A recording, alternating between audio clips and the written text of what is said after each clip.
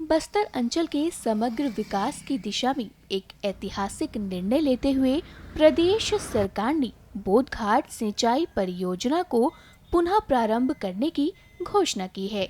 मुख्यमंत्री श्री विष्णुदेव साय के नेतृत्व में यह बहुप्रतीक्षित परियोजना अब विकास की नई धारा प्रवाहित करेगी, जिससे दंतेवाड़ा, बीजापुर और सुकमा जिलों के ग्रामीण अंचलों में स्थायी सिंचाई एवं ऊर्जा उत्पादन की मजबूत आधारशिला रखी जाएगी।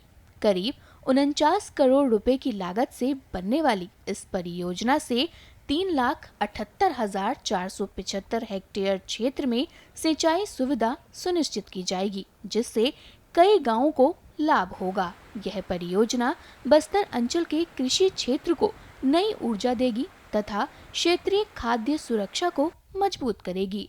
मुख्यमंत्री श्री साय ने बताया कि इस परियोजना के अंतर्गत गोदावरी और इंद्रावती नदी के जल संसाधनों का समुचित दोहन करते हुए नहर नेटवर्क, जलाशय और पंप हाउस का निर्माण होगा, जिससे किसानों को रबी और खरीफ दोनों सीजन में जल आपूर्ति सुनिश्चित की जाएगी। सुनिए कलेक्टर कुणाल दुदावत ने इस निर्णय का स्वागत करते हुए क्या कहा। बोधघाट परियोजना के अंतर्गत हमारे छत्तीसगढ़ में जो 2 मेन रिवर हैं उनके लिंकिंग और उनके वाटरशेड एरिया डेवलपमेंट का प्रोग्राम है। दंतेवाड़ा जिले के अंतर्गत हितामेटा, उडेनार और नेवनार, ये 3 हमारे विलेजेस हैं जो इससे पार्शियली अफेक्टेड होंगे। लेकिन इसके साथ साथ जो इंद्रावती का पूरा बेसिन है उसमें वाटर की जो फैसिलिटीज़ हैं, सिंचाई की जो सुविधा है, इरिगेशन फैसिलिटीज़ हैं, उनमें वृद्धि होगी। जिले के अंतर्गत खरीफ के साथ साथ जो रबी की कृषि है उसके एरिया में भी बढ़ोतरी होगी और सिंचाई की सुविधा उपलब्ध होने से किसान जो है और अधिक समृद्ध हो पाएंगे।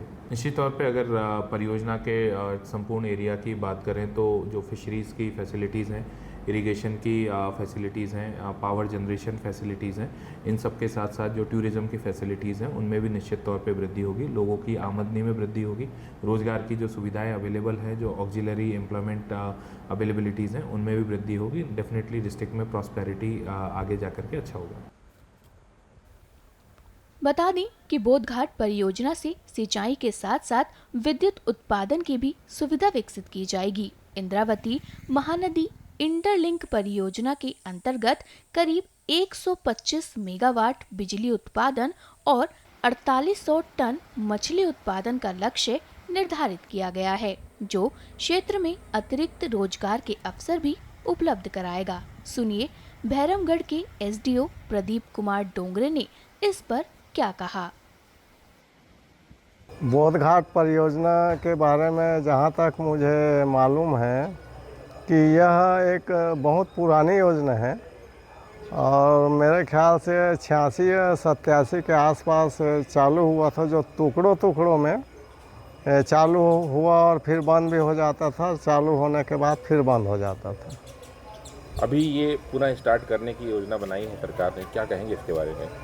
ये पुनः स्टार्ट, अगर यह परियोजना स्टार्ट हो जाती है गवर्नमेंट के द्वारा तो यह स्वागत योग्य है, क्योंकि इससे ये 3 ज़िले जो हैं सुकमा, बीजापुर और दंतेवाड़ा, 3 ज़िलों में तो लगभग 3,50,000 हेक्टेयर क्षेत्र सिंचित होना ही है। साथ में इस योजना से बिजली उत्पादन होगा, जो कि बीजापुर, सुकमा और तीनों ज़िलों के लिए पर्याप्त होगा। बता दें कि दंतेवाड़ा जिले के 100 से अधिक गांव को इससे लाभ होगा। यह परियोजना न केवल किसानों के जीवन में सकारात्मक बदलाव लाएगी, बल्कि आदिवासी समुदाय के आर्थिक और सामाजिक उत्थान का भी आधार बनेगी। सुनिए इस पर स्थानीय व्यापारी नरेंद्र नाग ने क्या कहा। बोधघाट परियोजना जो सरकार फिर से प्रारंभ करने वाली है, वो बहुत अच्छी पहल है। सरकार यदि ईमानदारी से इस परियोजना को पूरी करती है तो पूरे क्षेत्र को जहां बिजली मिलेगा, उसके अलावा रोजगार भी पैदा होगा, मत्स्य पालन की भी योजना है, सिंचाई का रकबा बढ़ेगा, इससे सभी को फ़ायदा है। बहुत अच्छी योजना है, बस ईमानदारी इस कार्य को पूरा करना चाहिए। तो इस योजना से हमारे जो पूरे अंचल में विद्युत की कमी बनी हुई है, अंदर के जितने गाँव हैं वहाँ पे बिजली की सुविधा नहीं है, तो आसपास के सारे गाँवों को बिजली की सुविधा मिलेगी। सरकारी योजनाओं में भी विद्युत की आवश्यकता पड़ती है, वो भी पूरी होगी। वहीं इस पर गीदम के सिंचाई विभाग के एसडीओ हरीश चंद्र नेताम ने भी बात की है। ये अभी जो पुल से अपन देख रहे थे वही है जो ये काफर डैम है, जिसको अस्थायी बांध बोलते हैं। जैसे कंस्ट्रक्शन कार्य जब चलता है तो ऊपर में पानी को रोकने के लिए अस्थायी बांध बनाया जाता है, वो है ये जो दिख रहा है वही है। कितने साल पुराना कंस्ट्रक्शन है सर? ये